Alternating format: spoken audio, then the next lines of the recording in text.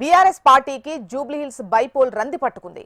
గెలుస్తామా అన్న ధీమాతో ఉన్న పార్టీకి ఓట్లు చీలుతాయేమో అన్న టెన్షన్ పడుతోంది. మెజారిటీ టార్గెట్ పెట్టుకున్న బీఆర్ఎస్ ఓట్లు వేరే పార్టీకి పడతాయా? బీఆర్ఎస్ కు చిక్కుముడి వచ్చి పడిందా?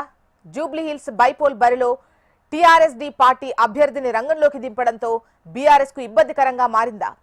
టీఆర్ఎస్డీ పార్టీ జెండా బీఆర్ఎస్ పార్టీ మాదిరిగా ఉండటం గులాబీ పార్టీకి ఆందోళన కలిగిస్తోందా?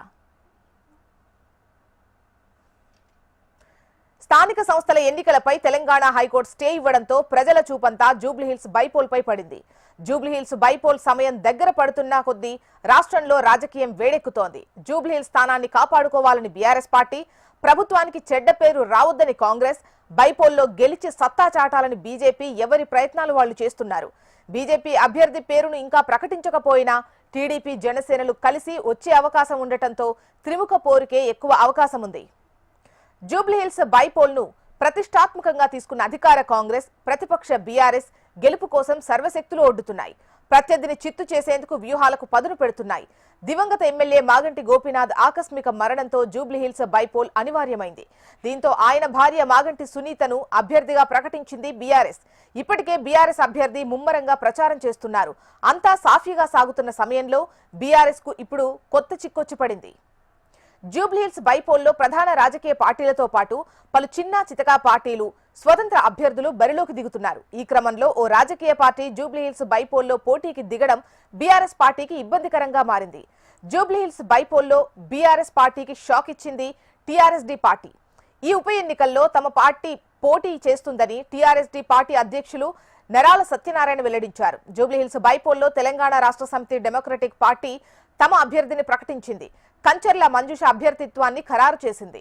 టీఆర్ఎస్డీ పార్టీ బీఫామ్తో తొలి రోజే జూబ్లీహిల్స్ బైపోల్ కి కంచర్ల మంజుష నామినేషన్ వేశారు. దీంతో బీఆర్ఎస్ కు డ్యామేజ్ జరుగుతుందా అనే ప్రశ్నలు ఉత్పన్నమవుతున్నాయి. టీఆర్ఎస్ పార్టీయే బీఆర్ఎస్ గా మారింది. ఇప్పుడు బీఆర్ఎస్ పాత పేరుతో ఎన్నికల బరిలోకి దిగింది టీఆర్ఎస్డీ. ఇక ఆ పార్టీ జెండా బీఆర్ఎస్ ను పోలి ఉంది.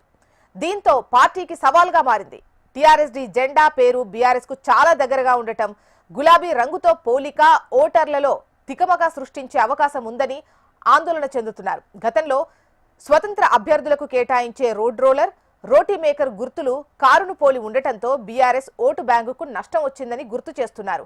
ఇప్పుడు కూడా టీఆర్ఎస్డీ పార్టీ నుంచి అభ్యర్థి బరిలోకి దిగుతుండడం బీఆర్ఎస్ ఓట్లు చీలే అవకాశం ఉందన్న వాదన వినిపిస్తోంది. ఇదే ఇప్పుడు బీఆర్ఎస్ పార్టీ నేతలను కలవర పెడుతోంది. ఓటర్లు టీఆర్ఎస్డీ అభ్యర్థిని బీఆర్ఎస్ అభ్యర్థిగా భ్రమపడే అవకాశం ఉందన్న అనుమానము వ్యక్తమవుతోంది. టీఆర్ఎస్డీ పార్టీ ఈ నెల 11న ఉద్భవించగా ఇంకా ఆ పార్టీకి గుర్తు కేటాయించలేదు. పార్టీ గుర్తు సైతం కారును పోలినట్లు ఉంటే బీఆర్ఎస్ తీవ్రంగా నష్టపోతుందని కార్యకర్తలు కలవరపడుతున్నారు.